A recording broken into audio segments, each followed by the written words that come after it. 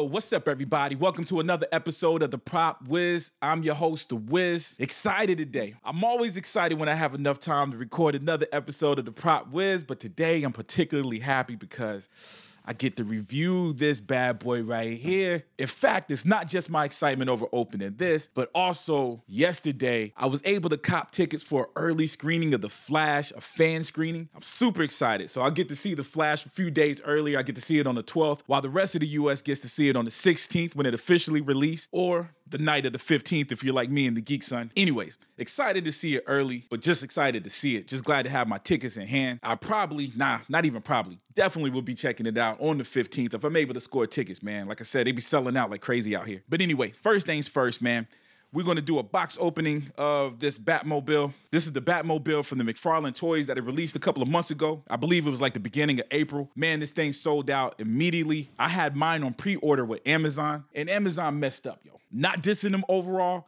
I've literally never had a problem with Amazon, man. I've been rocking with Amazon ever since they were only selling books online. But this one time that they messed me up, man, it hurt a little bit. So I got to mention it. I had it on pre-order, I want to say about a month before, around the time McFarlane announced it. He did announce a bunch of places that had it, which included Big Bad Toy Store, Walmart, Target, and Amazon. I should have read the signs that it was too good to be true because it was sold out everywhere except for Amazon, where I got my version, got my copy. Then literally a day or two before release, I get a message from Amazon saying, for some unseen circumstance, we're unable to fulfill your order and had to cancel it. So after that, I went on a mission trying to find another one, was unable to find one for a reasonable price. All the prices went up over $100. I think this thing retailed at $60. I couldn't find one for less than $120. Some of them were on there for $200 on eBay. Periodically, I checked on Amazon and finally found one a few days ago. It was a little extra, but it was still under $100. Wasn't that bad. Well,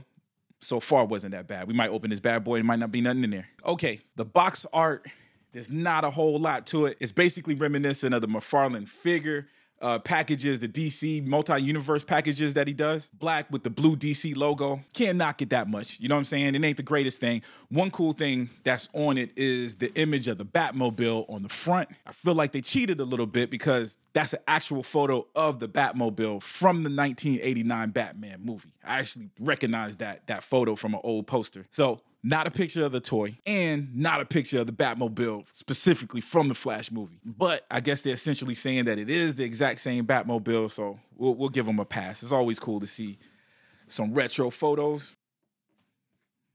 Okay, I stand corrected. All that talking I was doing just now about the photo was based off this photo. So I was doing all that talking while showing you this photo, which is, in fact, a photo of the toy. I'm sorry, McFarlane Toys. I stand corrected. You're dope. So I guess even cooler, man, they got the photo of the actual toy almost in the same pose as the picture on the back, which is of the actual Batmobile. And also we got a photo of Batman fitting in the cockpit. Again, that's a toyetic element to this whole thing. This is to let you know that, yes, this Batmobile is big enough to fit the figures that McFarlane sells. It's an important piece of advertisement. Of course, with the classic line, figure is sold separately. But anyway, let's dive into the box. Okay, box opens from the side. Okay, man, it looks like it's pretty much already pieced together, except for the fins. The fins are removed. That's also consistent with the advertisement. All the advertisement had these actually off of it, which I did think was a weird choice. If you guys were out there and was looking to buy these, you probably saw it, you know, a picture with these two things sitting to the side versus it actually being on it. I guess that just tells you how powerful the Batmobile, the 89 Batmobile is. It's like they didn't even have to piece it together. They just showed you what they had in terms of the Batmobile, slapped the words Batman, probably put 1989 or the Flash on there somewhere, and it was like, hey, we're out there buying it. We're off to the races. It worked, McFarlane. It worked. So I'm gonna go ahead and put these on. Very, very plasticky. This is completely hollow, but I guess, you know, again, at this price point, around $60 for something like this, that's not bad. Okay. It was tough getting on. Hopefully that means that it'll be tough getting off. With that being said, the fact that those two fins were separated point to one of my first complaints. Again, this is something I saw on the photos before receiving it, but the fact that we got a seam there, to me, makes it less accurate, again, to the 1989 Batmobile. Maybe in the Flash version, maybe there's a seam there. But again, the photo they advertised on the box was the 89 Batmobile. Not the worst thing in the world. The profile still looks beautiful. Let's get the cockpit open. Okay. Just making sure there's not a button or something before I try forcing this cockpit open. Oh, there we go. Perfect. And cool. It does come standard with the Todd McFarlane figures. So I guess with his vehicles as well, we do get a card of the Batmobile. And again, looks like the same famous Batmobile photo. And it says, the Batmobile, long forgotten and hidden away in the dark recesses of the Batcave. The Batmobile remains one of the greatest weapons of Batman's crime-fighting past. If only someone would rediscover it. Cool. Man, we're getting a little bit of information, man, off of this. I almost got to put a spoiler on some of these toy openings. Sure, it's not bad, man. Warner Brothers know what they're doing. But what it's letting us know is that, one, it's been long and forgotten.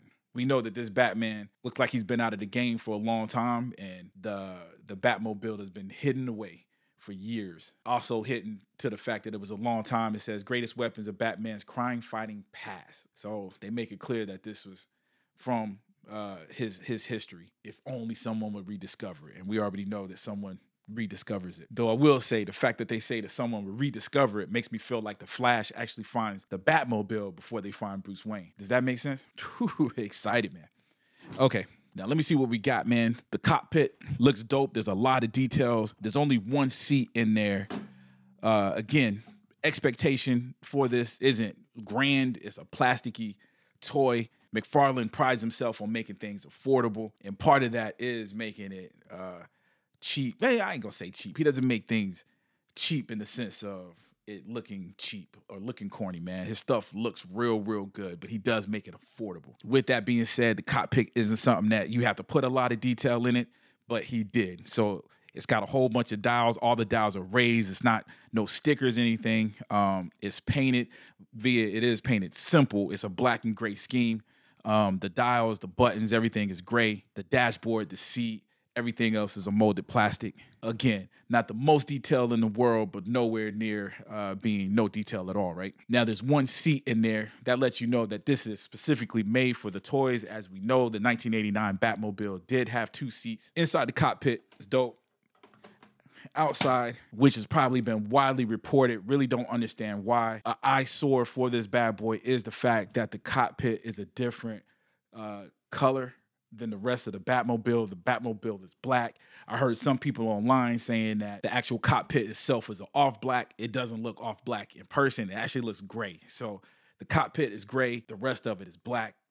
It does stand out. It's not accurate. Not enough to hate it. At least not enough for the Prop Wiz to hate it. Would have to look into it more. I do prefer a more matted black overall anyway. I don't really like the shiny black. Probably give it a little bit of shine, but not to the point of this where it almost looks like plastic. Well, it is plastic. So I got two things on here that I can potentially fix, which is the seams on the fins. Actually put some Bondo or some spot putty on there to kind of get rid of those seams. And also, I can repaint this cockpit. Probably mask the glass, put a primer, paint the whole thing actually, to make sure everything is a nice, even color. So this kind of thing is fun, man. So just to recap on that. If I was the kind of person who doesn't like to touch up toys, that cockpit would have kind of threw me off. The seam, I could live with the seam, but the cockpit color, man, that is just, it's kind of weird, yo. I'm kind of surprised that they did that. Again, haven't seen the Flash movie. I guess there's a chance that in that movie, maybe the cockpit was replaced and might look a little different. Along those same lines, the windows on this is a lot bigger than they are in the original Batmobile, right? Cockpit was actually very, very skinny. Here, the windows are very wide. I really don't know why they did that, man. It's like the shape of this thing. They got so much right on this Batmobile. I don't understand how they messed up that cockpit. Like maybe they sent it to another company. Maybe it was done in another workshop or something. I really don't understand that. Anyway, other details on the car, all the little engine parts on the side, man, look good, look accurate. Again, that's something that's real easy to weather, just a tad bit, man. Just probably put some colors on there to match what it looked like in the movie. The wheels aren't the most accurate thing, but again, that's not that bad, man. Like some of the stuff you're going to see, as long as your brain says Batmobile, you know, we're going to give it a pass a little bit. And you know what? And I've never had a Batmobile this size. I missed the ones that came out in the 80s. So I've never had one that you can actually fit your, you know, 7-inch figures. I think what they were probably like closer to 5 or 6-inch figures back then. And of course, the one back then wasn't this detailed. Like I don't even think it had the cockpit. I think it just had an open cockpit, just a window and a chair. It had the open canopy or whatever. So this is dope, man. It's accurate. Got the place with the guns. Nothing else comes out. There's no other moving parts on here except for the cockpit. Turbine engine. Looks good.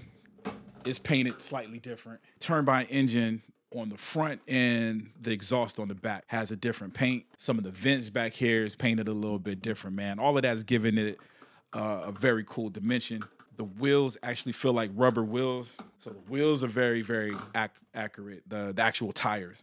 Very little, but got a little bit of detail on the bottom. Got a Bat logo on the bottom. Dude, it's dope, man. I like it, man. Let's get to the important part of making sure our Batman fits in there.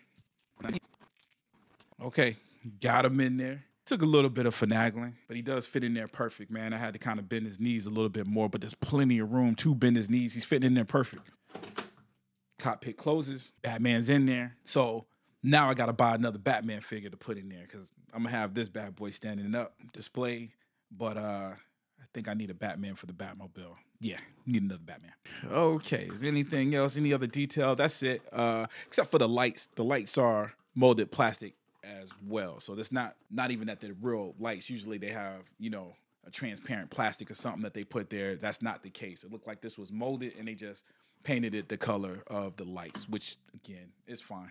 All right, y'all. Man, overall, man, I like it, yo. You know what I'm saying? It's hard to use the word love, man.